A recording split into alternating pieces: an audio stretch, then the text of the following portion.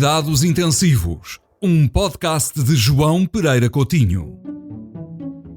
Sempre que Cuba aparece nos radares, eis que o embargo americano volta ao mundo dos vivos. Ou dos mortos, já que o embargo é responsável pela miséria em que vive o país. Se não fosse o embargo, Cuba seria o paraíso na Terra. Assim, é apenas um semi-paraíso, sobretudo para os turistas que podem entrar e sair da ilha sem precisarem de naufragar no processo.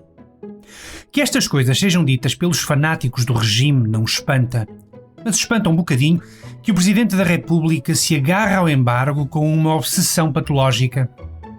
Em 2016, com a embevecida visita a Fidel Castro, Marcelo condenou o embargo. Agora repetiu a dose na recepção a Miguel Díaz-Canel, o ditador do momento. Será que Marcelo acredita mesmo que o embargo explica a pobreza, a violência e a mendicidade que reinam no país? Em caso afirmativo, alguém devia explicar ao Presidente que o famoso embargo tem mais buracos do que um queijo suíço. Comecemos pelo óbvio. Os Estados Unidos e Cuba, apesar das restrições, continuam a negociar. Washington envia comida, produtos agrícolas, medicamentos, sempre em crescendo nas últimas décadas. E os turistas americanos continuam a chegar às praias de Varadero sem grandes entraves.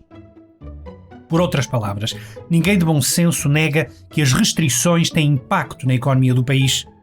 Mas será preciso acrescentar que todo o mundo negocia livremente com Cuba e que nem assim a economia dá sinais de vida? O embargo é uma relíquia da Guerra Fria que já devia ter sido enterrado. Só não foi porque, apesar de os americanos serem maioritariamente favoráveis ao seu fim, o eleitorado latino-americano da Flórida tem flutuado sobre o assunto. E a Flórida, escusado será dizer, decide eleições. Uma pena? Para o mundo livre, sem dúvida. Mas para o regime comunista cubano, essa excrescência é preciosa. Como se viu nos últimos dias, ela continua a servir de desculpa para justificar o indesculpável. Rui Rio foi à varanda e proporcionou o espetáculo enquanto a polícia judiciária lhe vasculhava os pertences. Nada contra, sempre disse que Rio tem mais talento para o humor do que para a política. Mas foi a minha senhora quem detectou que me escapara.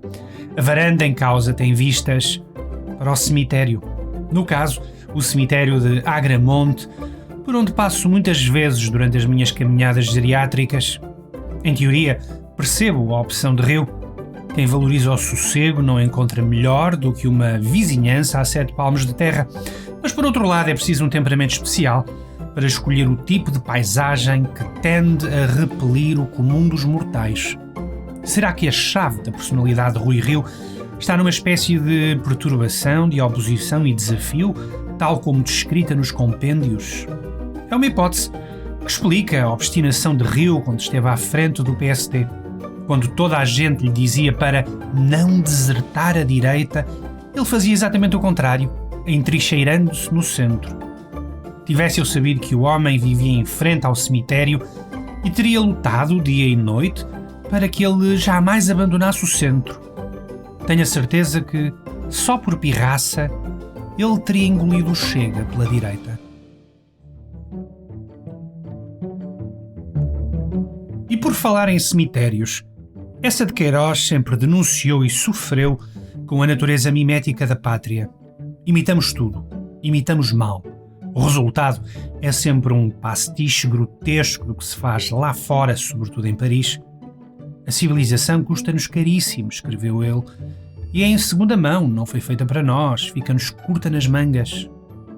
Sabendo disso, o que diria o nosso José Maria da decisão de o trasladarem para o Panteão Nacional, esse francesismo para juntar à coleção?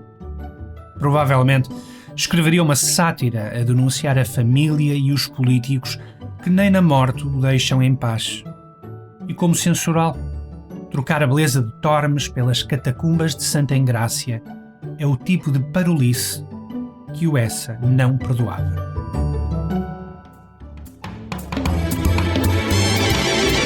Cuidados Intensivos, um podcast de João Pereira Coutinho.